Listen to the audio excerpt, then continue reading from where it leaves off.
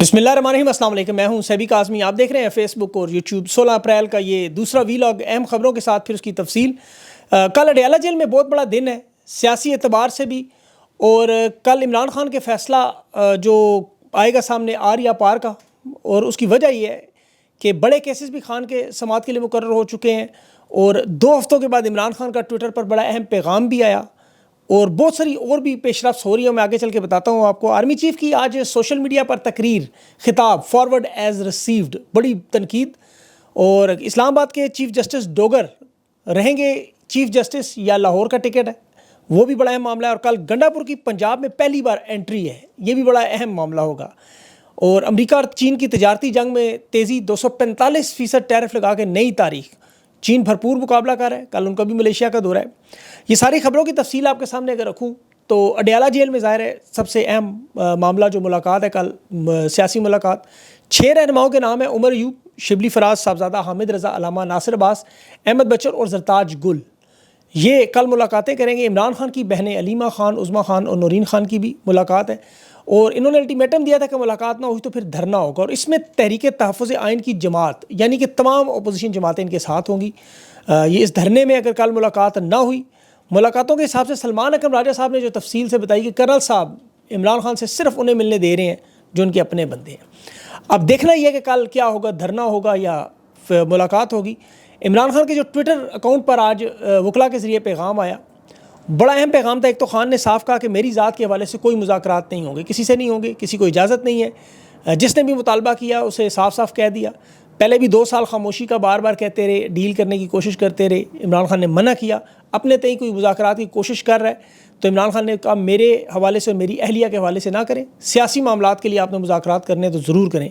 Mineral mines bill पर भी इमरान खान ने खैबर पख्तूनख्वा की क़यादत को बुलाया, अली मीन को बुलाया कि तफसीली ब्रीफिंग दे, उसके बगैर ये अमल भी नहीं होगा, रुक जाएगा। बच्चों के हवाले से जो बात करने का और किताबें देने का इमरान खान को, और उनकी जो ज़ाती मौलिज है उनकी मुलाकातों के हवाले से भी जो यह आफरीदी के फ़ैसले को नहीं माना गया, उस पर भी तफसील से इमरान खान ने जिक्र किया। और इत्तेहादियों से जो इत्तेहाद की शक्ल है उसको मुस्तकबिल के लाए अमल है, उस पर मौलाना फजल रहमान के साथ बड़ा अहम मामला कि पार्टी को हिदायत की कि अगर मौलाना साहब खुद इस दफ़ा हाथ बढ़ाएँ तो ठीक है, वरना कोई ज़रूरत नहीं उनके पास बार बार जाने की। मौलाना साहब का अपना मामला है, उन्हें समझ नहीं दे। अब अगर मर्दान ड्रोन का हमला कल डिस्कस हुआ तो बहुत सी चीज़ें आपके सामने आ जाएंगी। खान की याद रखें 90% केसेस में ज़मानत हो चुकी है। 190 मिलियन पाउंड और बुशा बीबी का जो ये अपीलें हैं वो भी जल्द समाअत के लिए मुकर्रर हुई दरख्वास्तें। दोनों सरफराज डोगर और जस्टिस इनाम मुनहास सुनेंगे। अब दोनों PCO टाइप जज हैं, डोगर कोर्ट टाइप जज हैं, इसलिए कोई बड़ी इनसे पेशरफ की उम्मीद नहीं रखी जा सकती, लेकिन देखना तो होगा करेंगे क्या। अली मीन गंडापुर भी कल पहली दफ़ा पंजाब आ रहे हैं। Lahore high court bar association में रूल ऑफ लॉ और कानून की बालादस्ती के लिए बुलाया गया है। अब यहाँ तमाम वकला बरादरी भी मौजूद होगी, और ये बड़ा इंटरेस्टिंग होगा। पंजाब में आपको पता है इनके मामलात कैसे हैं। वकला के हवाले से जो तहरीक इंसाफ ने सैयद वाजिद गिलानी की, आपको पता है, इलेक्शन जितवाया, मदद की, और वो लोटा हो गया। इंतज़ार पंजोता ने, तहरीक इंसाफ ने इसकी तस्दीक कर दी। और इसके साथ साथ सोशल मीडिया पर अभी जो सबसे अहम मामला, आर्मी चीफ की फॉरवर्ड एज रिसीव्ड की तकरीर। आर्मी चीफ ने हदीस शरीफ का जिक्र किया कि जो कोई झूठा और फासिक आपके पास खबर लाए तो उसकी तहकीक करें। सोशल मीडिया से फॉरवर्ड एज रिसीव्ड करके आगे करता है, तहकीक नहीं करता। देखिए DGSPR के जितने बयान हम तो तहकीक करते हैं। अब इन्होंने जो बात की, अहमद नूरानी साहब भी आपको पता है खबर लाए थे पासपोर्ट के हवाले से, आर्मी चीफ के ख़ानदान के हवाले से। असूलन उसकी तहकीक होनी चाहिए थी कानूनी एतबार से कि वो दुरुस्त है या गलत है, उस पर प्रेस कॉन्फ्रेंस होनी चाहिए थी, तमाम सबूत अवाम के सामने रखने चाहिए थे, और फिर अहमद नूरानी साहब को झूठा साबित करना चाहिए था। लेकिन हुआ क्या कि अहमद नूरानी साहब के दोनों भाई अगवा कर लिए गए। उनकी वालदा आज भी एक अदालत से दूसरी अदालत रोती हुई जा रही होती हैं। ईमान का तकाजा रसूल अकरम सल्लल्लाहु अलैहि वसल्लम की हदीस का है कि तहकीक करो। उन्होंने ये नहीं कहा नऊज़ बिल्लाह के अगवा कर लें, ताकत आपके पास है। लोगों को अदालतों में फिर जिस तरह वो बेचारी रोती हुई फरियादें करती जाती, फिर इस तरह लोग करें। 26 नवंबर के कत्लेआम पर भी BBC ने रिपोर्ट दी, पिम्स अस्पताल में लाशें छुपाई जा रही हैं, ज़ख्मी मौजूद हैं, तहकीक करने का हुक्म है। मतीउल्लाह जान ने तहकीक की, उसे अगवा कर लिया गया। फॉरवर्ड एज रिसीव्ड वाला मामला। कुरान पाक के हाफिज़ है हमारे आर्मी चीफ, उन्होंने ज़रूर सूरह नहल की आयत नंबर 16 पढ़ी होगी कि बेशक अल्लाह इंसाफ और एहसान का हुक्म देता है। क्या इस वक्त अहमद नूरानी की वालदा के साथ इंसाफ हो रहा है? क्या उस पर एहसान हो रहा है? सूरह निसा की आयत नंबर 4 भी इन्होंने पढ़ी होगी कि जब तुम लोगों के दरमियान फ़ैसला करो तो इंसाफ से करो। क्या इमरान खान के केसेस में इंसाफ हो रहा है? नवाज शरीफ के जिस तरह केस ख़त्म हुए, इमरान खान पर जो बनाए गए इद्दत से लेकर तौहीन तक अलकादर ट्रस्ट के झूठे केसेस, क्या इंसाफ हो रहा है? इमरान खान के साथ बच्चों से बात नहीं करने देते, क्या इमरान खान के घर वालों से मिलने नहीं देते? इंसाफ है? انہوں نے حدیث کا ذکر کیا، رسول اکرم صلی اللہ علیہ وسلم کی حدیث ہے، مسند احمد میں بھی ضرور انہوں نے پڑھی ہوگی کہ جس نے رعایا پر ظلم کیا قیامت کے دن اس ظلم کے جھنڈے اس میں گاڑے جائیں گے۔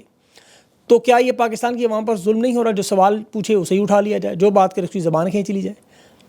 کیا ان کی زندگی اللہ کے دین اور نبی پاک صلی اللہ علیہ وسلم کی احادیث کے مطابق گزر رہی ہے؟ کیا ان لوگوں کی اپنی ذاتی زندگی میں، اپنے فیصلوں میں، طاقت کے استعمال میں، ان کے اپنے رشتہ دار عزیز و اقارب، کیا انہیں فوائد دینا قرآن اور سنت کی کسوٹی پر پرکھ کے دیکھیں تو کیا یہ درست ہے؟ یہ سب کچھ اللہ رب العزت نے فرمایا، نبی پاک صلی اللہ علیہ وسلم نے فرمایا، صحابہ نے کیا۔ خلیفہ دوم حضرت عمر رضی اللہ عنہ سے جب اس شخص نے سوال پوچھا کہ آپ کا قد لمبا ہے، ایک چادر میں آپ کا لباس نہیں بن سکتا، دوسری چادر کہاں سے؟ تو انہوں نے اس کا کیا جواب دیا؟ انہوں نے کہا میرے بیٹے نے اپنے حصے کی چادر دی۔ یہ تو نہیں کیا کہ سوال کرنے والے کو اٹھا لیا جائے، اس کے خاندان پر زندگی تنگ کر دی جائے۔ انہوں نے عوام کو مطمئن کیا۔ وہ کہہ سکتے تھے تمہیں کوئی حق نہیں، میں خلیفہ ہوں، لیکن نے ایسا نہیں کیا۔ یہ اللہ کے دین کی بڑی وسعت ہے۔ آج بھی دیکھیں قرآن آیات کا ذکر ہو رہا تھا، جو ہی تقریر ختم ہوئی پھر اسلام آباد میں برف کے اولے برسنا شروع ہو گئے۔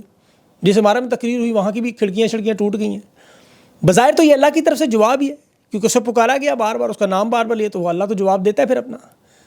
خوشی ہوتی دیکھیں بڑی کہ ماشاءاللہ آرمی چیف حافظ قرآن ہے، قرآن پاک کی اللہ کی وہ آیتیں بھی بتاتے ہیں جس میں اللہ نے الیکشن چوروں کا، ویڈیوز بنانے والوں کا، بلیک میل کرنے والوں کا، سورہ نور میں، سورہ حجرات میں، سورہ شعراء میں تجسس، فحاشی، فساد اور ظلم کے بارے میں جو آیات نازل کی ہیں وہ بھی بتاتے، ساتھ ساتھ ظالموں کو حکومت میں بٹھانے پر اللہ نے کس قدر سخت آیات نازل کی ہیں۔ حضرت علی کا ارشاد ہے کہ کفر کا نظام چل سکتا ہے، ظلم کا نہیں۔ یہ لوگ خدا کی قسم ظالم ہیں۔ میں آپ کو ثبوت دیتا ہوں، فلسطین میں روزانہ بچوں کی لاشیں ملبے سے نکالی جا رہی ہیں، مائیں اپنے بچوں کے ٹکڑے کفن میں لپیٹ رہی ہیں، مساجد، اسپتال، اسکول، پناہگاہیں بمباری کا نشانہ بن رہی ہیں، ویڈیوز دیکھ کے کھانا نہیں کھایا جا سکتا، نیند نہیں آتی۔ اسلامی تعلیمات کیا کہتی ہے؟ اللہ کہتا ہے مومن مومنوں کے دکھ میں شریک ہے۔ نبی پاک صلی اللہ علیہ وسلم نے کہا ہے کہ جو شخص صبح اٹھے اور امت مسلمہ کے معاملات کی پرواہ نہ کرے وہ ہم میں سے نہیں ہے۔ یہ حدیث پاک ہے۔ یہ امت مسلمہ کے مسائل پر فکر کرتے ہیں کیا؟ روتے ہیں کیا؟ افسوس کرتے ہیں؟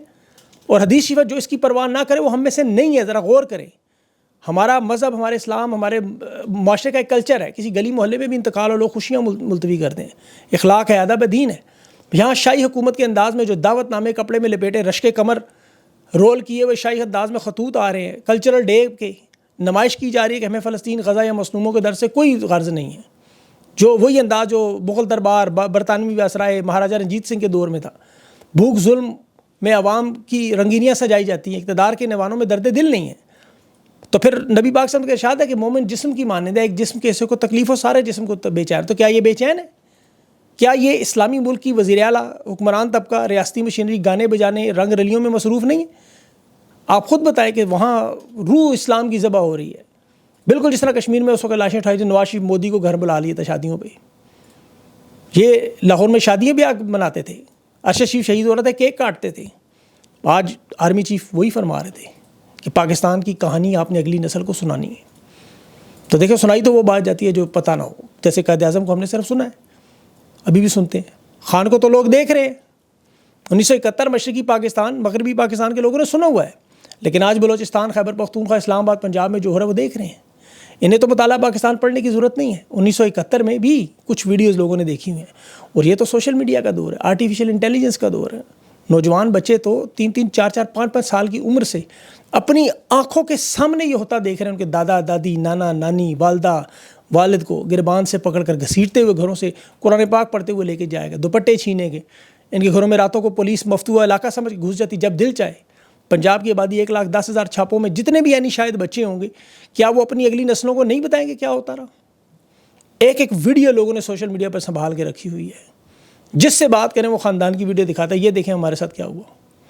تو یہ ظلم اور بربریت کا دور پھر ان ساری باتوں میں آپ ملا کے دیکھ لیں۔ لیکن ضیاء الحق کا بھی ختم ہوا، ایوب خان کا بھی ختم ہوا، یحییٰ کا بھی ختم ہوا، مشرف کا بھی ختم، یہ بھی ختم ہو جائے گا۔ پھر ڈاکومنٹریز بنے گی، فلمیں بنے گی، کتابیں آئیں گی۔ اس کا نقصان کیا ہوگا؟ یہ نفرت ہے یہ اگلی نسلوں میں ٹرانسفر ہو جائے گی، اور یہ اتنا بڑا نقصان پاکستان کا کر رہے ہیں لوگ۔ اپنی ہارڈ سٹیٹ بنانے کے چکر میں پاکستان کو انہوں نے فوٹو سٹیٹ کاپی بنا دی ہے۔ اور پاکستان کی قوم بھی دیکھیں، سوچے سمجھے، طوفان میں آپ کی ونڈ اسکرینیں ٹوٹیں، سولر پینل ٹوٹے، نقصان ہوا۔ اپریل کے مہینے میں سفید چادر برف کی نظر آ رہی تھی۔ یہ مناظر اتفاق نہیں ہے، پیغامات ہیں۔ آپ لوگوں کو پتہ ہے کہ کربلا کے واقعے کے بعد حضرت امام سجاد سے جب کسی نے پوچھا کہ کربلا میں تکلیف ہوئی، انہوں نے کہا جتنی تکلیف کوفہ میں لوگوں کی خاموشی پر ہوئی۔ مظلوم کی خاموشی ظالم کا ساتھ دینا ہے۔ پھر اس طرح کے طوفان میں جو ڈوبتے ہیں وہ ظالموں کے ساتھ نیک لوگ بھی ڈوبتے. اللہ نے دیکھے 3 طرح کے لوگوں کا ذکر کیا قرآن میں, تینوں اللہ کے عذاب کا شکار ہوئے تھے. ایک ظالم جو گناہ کرتے تھے, ایک وہ لوگ جو نیک تھے لیکن خاموش تھے, برائی کو دیکھ کے کچھ نہیں کہتے تھے, اور تیسرے وہ تھے جو اصلاح کی کوشش کرتے تھے, آواز اٹھاتے تھے. قرآن کہتا ہے کہ ان میں سے صرف تیسرا گروہ بچا, جو خاموش نیک تھے وہ بھی ظالموں کے ساتھ اللہ کے عذاب کا شکار ہو گئے. جو ظالم کو دیکھ کے اس کا ہاتھ نہ روکے, زبان سے برا نہ کہیں, دل میں برا نہ کہیں, وہ عذاب میں مبتلا ہیں, اپنی اپنی نیکی میں, اپنی اپنی زندگی میں. نہیں, یہ جو آج جو کچھ ہوا اس میں آپ کا بھی نقصان ہوا پھر, جو خاموش رہتے ہیں. اس لیے اللہ کے حکم کو مانیں, آپ میری بات نہ سنیں, کسی اور کی بات نہ سنیں, فلسطین کے لیے آواز اٹھایا کریں. ابھی جس نے آواز اٹھانی ہے اسے دیکھیں جیل میں رکھا ہوا ہے عمران خان. یہ تو اسرائیل کی خواہش ہے, ان ظالموں کی بھی خواہش ہے, ان کی پوری کوشش ہے خان کسی طرح ڈیل کر کے بھاگ جائے باہر, جس طرح نواز شریف بھاگ گیا. لیکن انہیں یہ نہیں پتا کہ نواز شریف بھاگنے کی وجوہات بہت ساری تھی, خان کے پاس ایسی کوئی وجہ نہیں ہے. نواز شریف کے ساتھ اس کے خاندان کے لوگ نہیں کھڑے تھے, اس کی جماعت کے لوگ نہیں کھڑے تھے, عوام نہیں کھڑی تھی, عوام حمایت نہیں کر رہی تھی. وہ بار بار گلا کرتا تھا قدم بڑھاؤ ہم تمہارے ساتھ ہیں, پیچھے دیکھتا تھا کوئی تھا نہیں. خان کا معاملہ آپ کے سامنے ہے, ابھی نے تو خطرہ ہے, خان کی تصویر سامنے لیں ایک بار. نواز شریف تو بیچارہ عوام کے بیچ میں فریادیں کرتا رہا, لوگ نہیں کھڑے ہوئے. یہ عمران خان کی حمایت تو دیکھیں اپنے منہ سے مانتے ہیں کہ عمران خان پاکستان کا سب سے مقبول ترین رہنما. وہ کیسے ملک چھوڑنے کا سوچ لے, اس کو تو باہر کچھ ہے بھی نہیں. 2 بیٹے ہیں جس کی 6 مہینوں میں ایک دفعہ بات کرائی جا رہی ہے, اور وہ الحمدللہ پھر بھی پاکستان کے ان بچوں کی خاطر وہ برداشت کر رہے ہیں. عمران خان کے دیکھیں اس ملک کے مسائل کا حل ہے, وہ مسئلہ ہے تو صرف ان ظالموں کے لیے, اقتدار والوں کے لیے. پاکستان کی عوام تو اسے اپنے مسائل کا حل دیکھتی ہے. ہر طبقہ, طالب علم, تاجر, مزدور, خواتین, بچے, بزرگ, کسان, وہ سمجھتے ہیں کہ عمران خان آئے گا تو ہمارے مسائل حل ہوں گی. یقین کریں, انہیں خان کی صرف قید سے یہ دلچسپی نہیں ہے, ان کے خان کی وجہ سے اپنے مسائل, جس طرح کسان آپ دیکھ لیں خان کے دور میں کتنا خوشحال تھا. آج ایکڑ زمین جو ایک کسان کو 1,37,000 روپیہ وہ 6 مہینے کی محنت کے بعد لگاتے ہیں, اس کی آمدنی کتنی ہو رہی ہے؟ 94,000. نقصان 45,000 روپے ہر ایکڑ پر ہو رہا ہے. حکومت ان سے خریدنے کی بجائے یوکرین سے گندم خریدنے کے چکر میں. خان کے دور میں ان کے لیے قیمت رکھی گئی تھی, وہ خوشحال تھے, تاجروں کا کام چل رہا تھا, ٹیکسٹائل انڈسٹری چل رہی تھی, لوگوں کے روزگار تھا, سب کچھ چل رہا تھا. آج پاکستان کی قوم اسی لیے عمران خان کے لیے آواز بلند کرتی, اسی لیے رد عمل دیتی, اور انشاءاللہ دیتے رہیں گے, کیونکہ خان ان کے مسائل کا حل ہے. انسان کا کام ہے کوشش کرنا, اور انشاءاللہ آخری جیت پاکستان کی عوام کی ہوگی, یہ بات یاد رکھیں. اچھا, کل عمر کوٹ این اے 213 میں بھی الیکشن ہے, تحریک انصاف کے امیدوار لال ملی وہاں سے لڑ رہے, اس کا انتخابی نشان مور ہے. اس نے عوام سے درخواست کیا کہ مجھے 1 لاکھ کی لیڈ سے آپ جتوا دیں گے, مجھے پتہ ہے. اب 1 لاکھ نے تیار بھی رہنا ہے کہ انہوں نے مینڈیٹ چوری کیا تو دھرنا بھی ہم نے ادھر ہی دینا ہے. حلیم عادل شیخ نے بھی الٹیمیٹم دیا ہے کہ کل آخری دن ہے الیکشن کا, اس کے بعد نہریں نکالنے کا اگر فیصلہ واپس نہ ہو تو پھر 11 جماعتیں وہاں پر ان کا دم دم مست کلندر کرنے کو تیار ہیں. عمر کوٹ کا یہ الیکشن تحریک انصاف اور 11 جماعتیں لڑ رہی ہیں. اچھا, اس کی میں آپ کو وجہ بتاؤں کیوں جیتیں, کیونکہ 14,000 ایکڑ زمین جو ہے سرکاری زمین کارپوریٹ فارمنگ کے لیے الاٹ کی جا رہی ہے. گرین کارپوریٹ انیشیٹو جو ہے فوجی حمایت یافتہ کمپنی ہے, اس میں سندھ حکومت اور وفاق کے درمیان معاہدہ ہوا ہے. عمر کوٹ کے دیہات 2 دیہات ہیں, انہوں نے خرید اور فروخت گورنمنٹ نے 30 سال کے لیے زمینیں لیز پہ لے لی ہیں. مقامی کسان ہے, مقامی آبادی, وہ سخت ناراض ہیں. یہ پورے پاکستان میں 48 لاکھ ایکڑ زمین پر کارپوریٹ فارمنگ کے لیے انہوں نے پنجاب میں, سندھ میں, بلوچستان میں, کے پی میں زمینیں لی ہیں. تو یہ سارا آپ کا بنجر کرنا اور ان کو آپ کو پتہ ہے تگڑا کرنا ان کا ایک ہی مشن ہے.